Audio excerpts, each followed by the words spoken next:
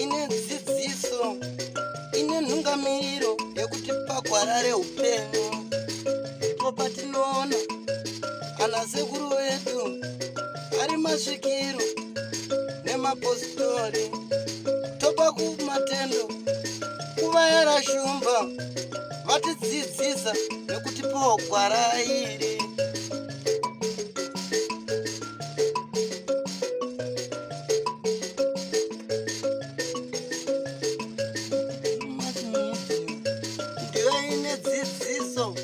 Ndiyo inotipa isu gwara reupenyu. Ndipo patinowana vanasekuru nemapositori vachitipa gwara reupenyu, tokopawo matendo kuvayera shumba vakatidzidzisa nezambuko racho. Ndiwo akatipa vabatsiri ava.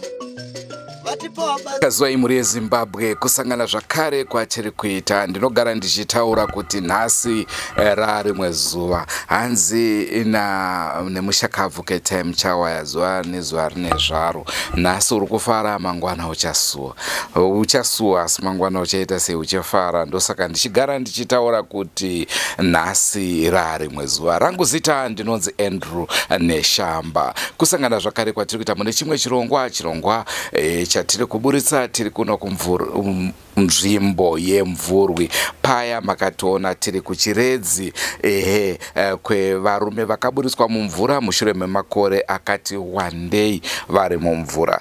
Tiri panhau iyoyo chiredzi. Chandingade kutaura ndechekuti kune vane mibvunzo, aiwa titumirei, tichange tiriko zvakare musi wesvondo kana kuti muvhuro iwo uri kuteera tinenge tiinavo zvakare gogo vakaburitsa vanhu mumvura vachipindura zvakare mibvunzo yenyu.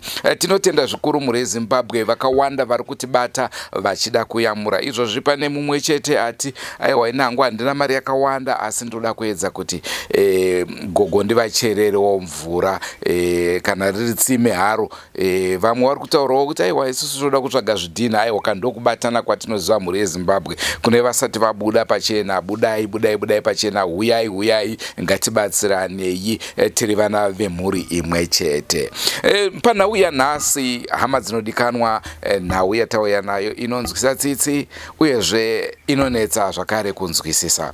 Inhau yemwana ashaika vezvemweya vakaona kuti kwete munhu uyu mupenyu, nekudaro afukunurwa kudaro. Pane gakava rakazoitika kuti vapedze vechechi process racho havana kukwanisa kunge vachipedza, ravaita kuti munhu akwanise kunge achinyatsofefemuka adzoke muupenyu. Naizvozvo hatizive kuti dai pasina kuzoitwa makakatanwa munhu aidzoka here kana kuti kwete. Handingakuudzei nyaya yacho yese. Regedzai tipe mukana uno kune vemhuri vatitsanangurire kuti chii chaizvo chakatora nzvimbo. Senguva dzese, don't forget to subscribe to Drumas Media. Drumas Media, taking you to another level. Nhasi tiri pane rimwe level. Makadi ni vabereki. Ndetwa Yufoni Vambe. Ndine makore 35.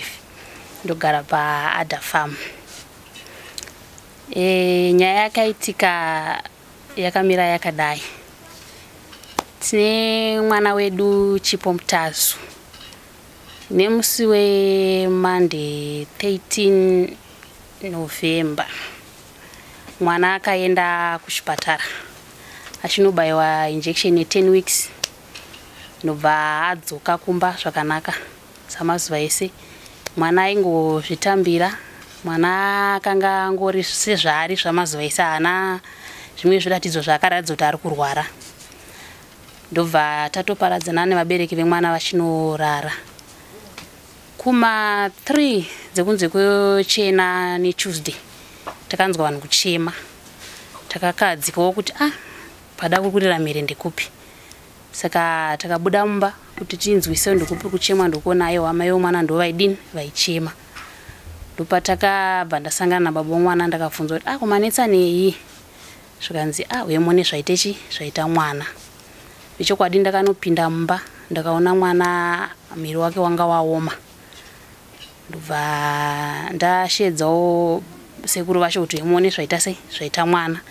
Ndobva vaya ndobva vaona. Ndobva tashedza mai vechikuru vakauya. Zvechokwadi vabva vasvika vabva vaonawo kuti ndo zvaita mwana, kunga kuri kushayika kwemwana. Zvadaro takashedza veukama vakauya. Tikafonerawo vakuru vekuchechi kwedu, tonamata kutenda kune Yesu Independent Church. Takavafonera mafoni avo panguva yahaana kuita. Ndobva tanyora mameseji. Tasenda mameseji saizvozvo, vanhu vakaungana semhuri. Ndobva vanhu varonga kuti mwana achinodini, achinovigwa. Vanhu takaenda tikanoviga mwana. Ndobva tadzoka. Saka tadzoka kumba ndopakafona futi vakuru vekuchechi vachiti musaviga mwana. Sataita sei? Satasvika. Saka panguva iyoyo ndopatakavapindura kuti mwana tandatodini, tanga taviga. Vabva vati zvisinei. Ndobva tagara. Saka vakuru vekuchechi vakazosvika kuma 4 dzozuva rodoka. Ndobva vasvika vachiimba. Ndobva tapinda navo mumba ndobva vatanamata. Tanamata saizvozvo. Vakapedza kunamata. Ndobva vakwazisa vanhu vanga vari mumba. Ndobva vati ndiri kunzi musachema pokutai misodzi. Ndobva vanhu vakangorambawo vakanyarara. Misodzi zvechokwadi inge iri mumatama. Vadaro vakabva vabvunza amai vemwana varipo here, takadaira varipo. Baba vemwana zvakadaira varipo.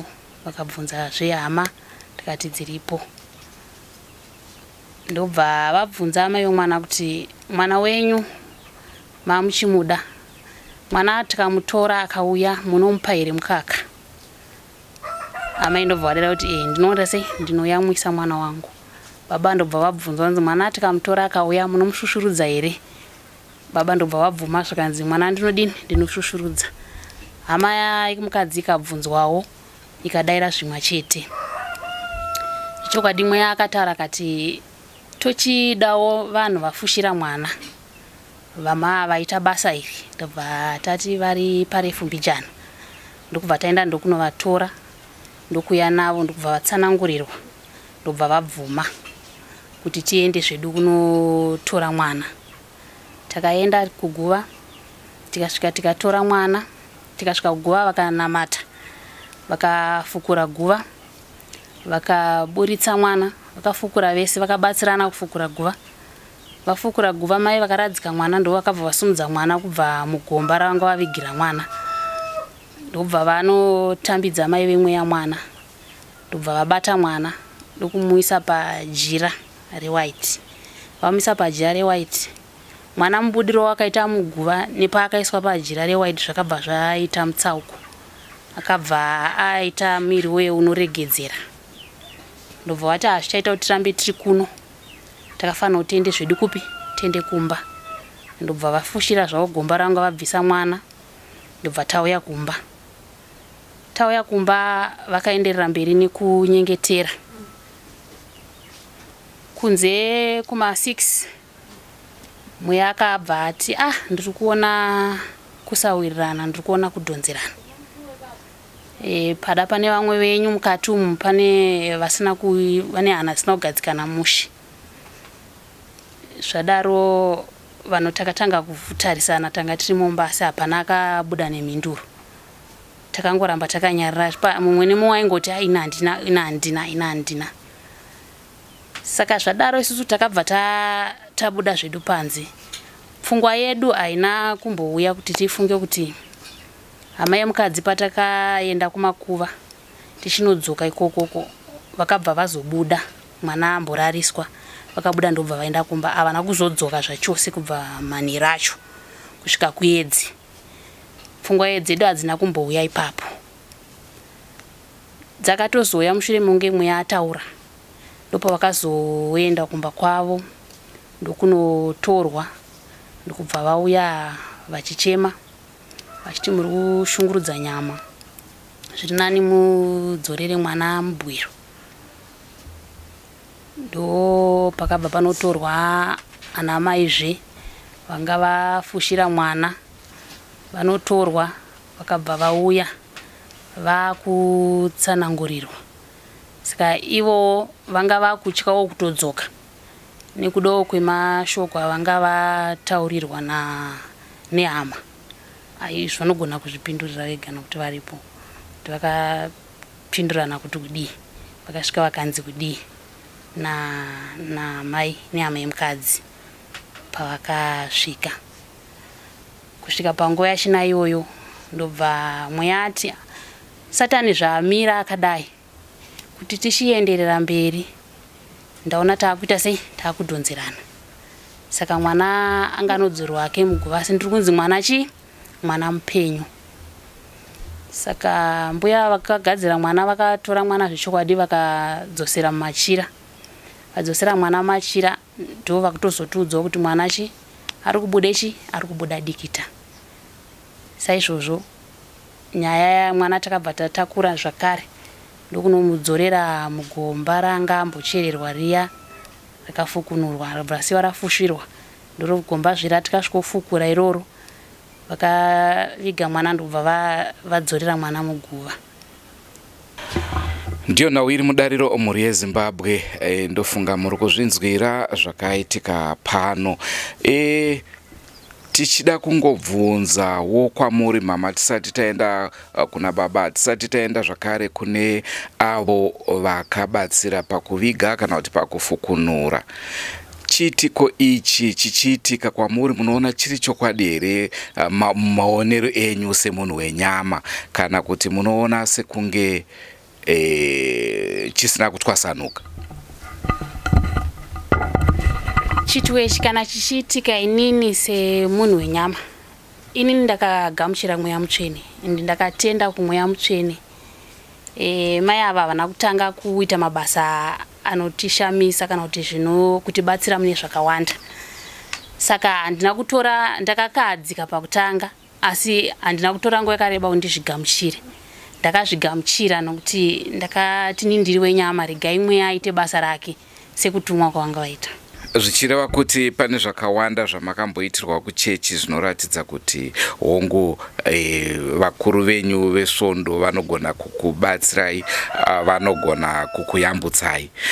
Vachitaura zvakare vakuru vesvondo ndofunga kana pakunzi mwana mupenyu ngatifukunurei zvinogona kunge pabuda zvakare nhau yekuti chii chakaita kuti azonzi afa.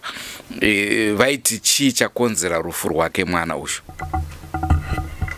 Tiri papa hatina kunge tatsvaga kuti titsvage zvakawanda kuti chambokonzera kuti mwana afa chii. Because mwana mweya wakangoti Satani wanga wabata mwana. Saka kuti tizotsvaga zvakawanda kuti tibvunze kuti zvazofamba sei hatina kukwanisa kubvunza zvese izvozvo. Aiwa, tinotenda zvikuru, tinotenda nemashoko amatipa. Tingade kunzwa kuzvakare kuti musati mabva mwana uyu ashaya chii chenyu? Mwana uyu ashaya ava muzukuru mwana womwana komana. Vakangoya panguva yavakabvunzwa kunzi tiudzei zvakuremerai. Ndo panguva yavakadzoka vachitaura kuti dzorerai mwana pai muguva. Mwana muri kushungurudza chii? Muri kushungurudza mweya womwana, mushungurudza nyama. Handiti ndo mashoko avakataura. Saka kubva ipapo ndobva vadzokera kumba ndobva vanzi saka mati tonodzorera here mwana mubwiro. Ndobva vati amena ambuya vacho varipo. Sekuru vacho ndobva vadara kati hazvina zvakano. Baba vacho vanga vatobuda vaenda zvavo kupi vaenda kubasa. Ndobva vanzi baba vacho vanga vatumwa nababa wavo because baba vangu vane mota yekubasa. Saka vanga vati chitai sei chimbonodzorera motikari. Ndopo vakabva vabuda ndobva vaenda kuenda kumba ndonokumbirawo baba kuti ndidzoke. Havana kubvira vaita seiwo futi vadzoka. Saka zvokuti patakazonodzorera mwana muguva ambuya vatanga tisina. Tanga tichonzi amai vasare zvavo zvatakunodzorera mwana toenda nani naambuya. Saka ambuya kuramba kwavakaita takabva tadzokera futi nani naamai.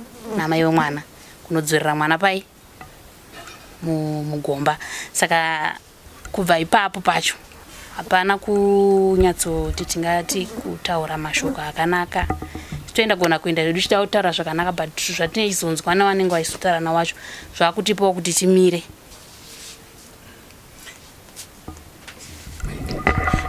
Pane zvakare pati yatanga sina kukurukura nezvayo yekuzoya kwakaita mapurisa. Mapurisa aiti mhosva ndeyei? Mapurisa paakauya akasvika achibvunza maererano nekufonerwa kwavanga vaitwa vachinzi mwana ane 3 months uyezve mutumbi wemwana wanga wane 3 days uri mumba. Saka ivo vachisvikawo vakasvika vakaona mutumbi wemwana anga adzorerwa pai mugomba. Saka vachisvika ivo vakazoti hatichakwanisa kutinge tichitaura tiri pano tipedze nyaya tiri pano, takuchifanira kutanga kuenda kukamba. Saka ndopa vakabva vati varikuda kutakura amai vemunhu, vada kutakura mbuya vakaviga mwana, panodozve muprofita anga wacho nemukuru wechechi wacho mapurisa. Saka ivavo ndo vakazonotaura mainformation mastatement avakanotaura kumapurisa. Ndinoti makadi yenyu mhuri yeZimbabwe. Ini zita rangu ndinonzi Maria Chirata. Zvakaitika ndezvekuti musi washaya mwana takauya panapa tichinzwa kuti kwaMutazu kune rufu. Takauya tiri madzimai akawanda. Kubva makuseni bva zvanzi mwana yazvitoti asvike masikati asati aradzwa tofanira kumuradza kuseni kuno. Vakagezesa mwana, vakagezesawo ini nguva yacho asati ndasvika. Kuya ndikazosvika inini mwana achitakurwa achinzi akunoradzwa, takabva tabuda tiri madzimai akawanda.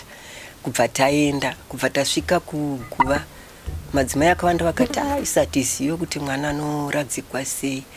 Amai Mutazu ndipakati amai Misha tibatsireiwo sevanhu ndimagara munoziva kuti vana vachechi vanochererwa sei. Mwana yanga akabatwa nemunhu wacho anga akamugezesa. Zvishuwa bva ndasvika ndatora badza kubva ndachera pokuradza mwana. Kubva taradza mwana wedu bva tapedza, kubva tadzoka kaya pano bva tadya, tapedza kudya munhu wese akabuda akaenda mumba kwake. Ikuwa kuma4 ikoko ndikandikazoya amai Mutazu waya kunitora kuti bishop vauya vati vada kukuonai. Kubva tauya kunuku bva tasvika. Zvishuwa takasvika muno tikaona makazara vanhu vachinamata. Zvanzi tida kuenda kuguva kunoona pamaradza mwana. Hatingaende mimi maradza mwana musipo. Vatadaira kuti zvakanaka. Zvishuwa takanosvika kuguva. Kubva vatanga kunamata mweya mutsvene, bva watanga kunamata wakati mwana wamaradza mupenyu. Pamamubata mamunzwa akadini ndikati ina handisiri ndamugeza. Agezwa nomumwe munhu.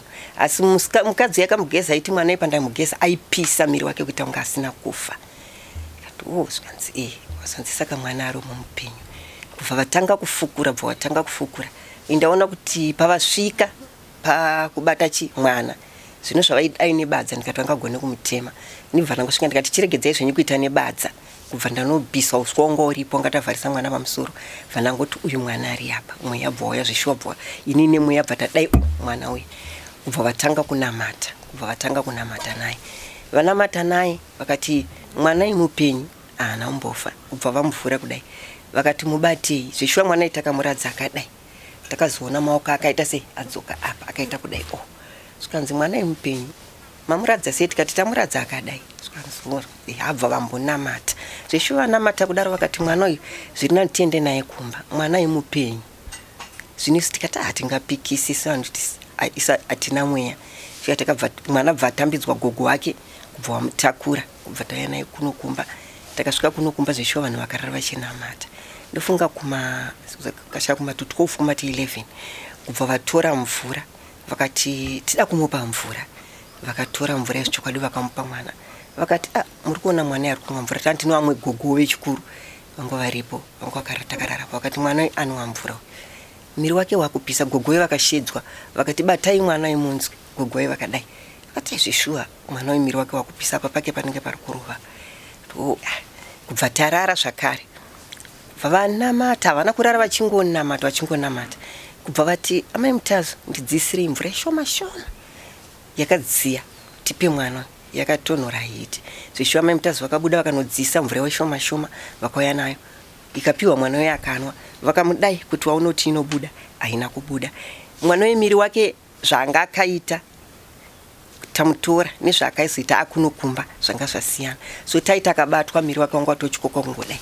Akaitwa so akungodai mutsipa uyu wanga usadai kuti akadai so mutsipa wanga watoita zvakanaka mazisa aita wanga adzoka zvishoma zvishoma wanga anovhurika. Gogo yachiti zvichikwadi mwana pamwangangomuka umwe gogo wechikuru so vachingonamata.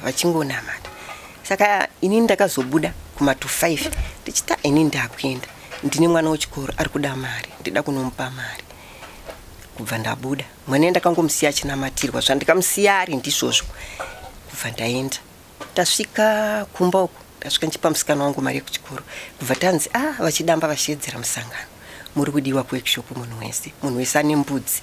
Zvichita takabva ndaenda vatasvika bva watanga tatoda kuona mbudzi mukomboni. Takadaro bva ndazonzi nemumwe musikana zvikanzi amai Mhizha muri kushedzwa naamai vaAna vari amai omusikana nemwana Shayo. Ndikati vari kupi zvikanzi vari yapo. Kubva ndadzoka ndasvika kumira bva wanditi migogo saka monditi mwana uyo anomuka here. Ndikati ine zvandaona usiku anowa mvura kaviri nemiri wake waita kakuita kudai ukamubata asisina kuoma. Hatingatangire kuti tingati amuke ndaisa hatina mweya tiri vanhu venyama. Ivo vakanditi amuke kutambudza mweya waMwari zvatondirwadza. Mwana kana akamuka kuti achayamwa mukaka womwana wangu here. Vanongoti maipa madaro ini ndaomerwawo ina handichadzoka ikoko. Zvichiva ndakabva ndatora badza rangu bva ndati ndakutenda kubasa. Zvikanzi aiwa itai kuti mudzoke. Ndikati handichadzoka sokuti muri kuita kunge muri kudhonzerana. Ina wamakutaurira izvozvo ina handina zvandoziva sokuti ina handina mweya. Ini ndakangotumwawo semunhu kuita basa. Fazvanzi kana ndikutoziva kuti hapana. Semanje ndikuda kubvunza tanoziva mwa mukaka wani. Tanga taane umwe wangu wache akagezesa mwana iye. Kubva tangoenda kubasa isusu. Vatasvika kubasa ndofunga kuma 2:09. Ona mutazo wasvika. Vakati mwana uye zvazoramba zvachose mwana uye tazobvutirwa naSatani. Saka muri kudiwa zvakare. Ndofunga tanga takutsika. Ndikati futi zvikanzi kana handei amai Mhizha. Zvakabva tatakurana nomumwe wangu wache akageza mwana bva tauya kuno. Vatasvika takaona mwana akararapo pano akaradzwa pasapa. Vatasvika vakati muchitarisa mwana wenyu kuti ndazvingazotaurwa nepasiripo mutarise kuti pane imwe patsi yabviswa kana pane zvaitwa. Zvisvika umwe wangu yakageza mwana ndikati chitarisa iwo ndiwageza mwana. Ina handina zvandoziva ndakazongona kubatsira kuviga. Umwe wangu yeshuwa bva abvunura mwana yekumutarisa akati mwana ari right gogo. Vatadaiso zvikanzi gogo batai mwana imona. Tabata kudai aita chando asi miri wake uchiyerera dikita. Uye munhu afa ari kuyerera dikita chiko. Zvikanzi ameno kagogo. Vatangobvisa zvanga anazvo. Vatangotora dzimwe hembe vatamupfekedza vatangomuputiridza. Vatangotakurawo vatadzokera pagomba ranga ratamuisa vatasvika kufukura vatangomuradzawo ipapo. Kubva tadzoka zvedu kunokumba. Tadzoka kumba kuno kuti tazogara patikaona tapushedzwawo nemapurisa. Kubva taenda kumapurisa. Vatangononyorwawo mastatement kumapurisa. Vatatsanangura seizvozvo zvatakaita. Ndiyo nyaya yakaitika. Tingati mapurisa aikupai mhosva here kana kuti aida kungonzwisa kuti chii chakatora nzvimbo? Mapurisa vakatinyora statement vakati mhosva hapana asi tida kungoziva kuti chii chakaitika. Saka ndizvo tikangovatsanangurira izvo zvakaitika zvacho izvozvo. Saka takangoti vanogona kutaura kuti mhosva hapana iyo mhosva iripo. Zoti mhosva inozowanika nekuti kubuda kwaikaita nyaya yakabuda nepasiripo. Kutsanangurwa kwakaita nevanhu vakafonera mapurisa statement yavakaudza mapurisa isiri yedu isusu. Imimi muri vechikuru tingati sekuona kwenyu semafungidziro enyu imimi hamutauri muri pamweya hamusi dokta asi munofungidzira kuti chii chakauraya mwana? Ina handimboziva kuti chakauraya mwana chii asi ngotiwo semwana anga asingarwari ozongooneka aita sei afa hatingamboziva kuti chakamuuraya chii. Hatingamboziva asi mweya ndiwo unotoziva kuti mwana wekufa kwaita zvakati aurayiwa nechakati asi mweya hauna kutsanangura wakangoti mwana mupenyu angovhiringidzwa. Muri yeZimbabwe ndofunga manzwa akazvataurwa nevatauri vakasiyana-siyana, asi chakunyanya kurwadza vagari venzvimbo ino kana kuti tingati avo vanga vari munhau iyoyi, kunyanya gogo yava nhau yevaya vanotora nhau asi vasina kuenda kuchikoro chekutora nhau.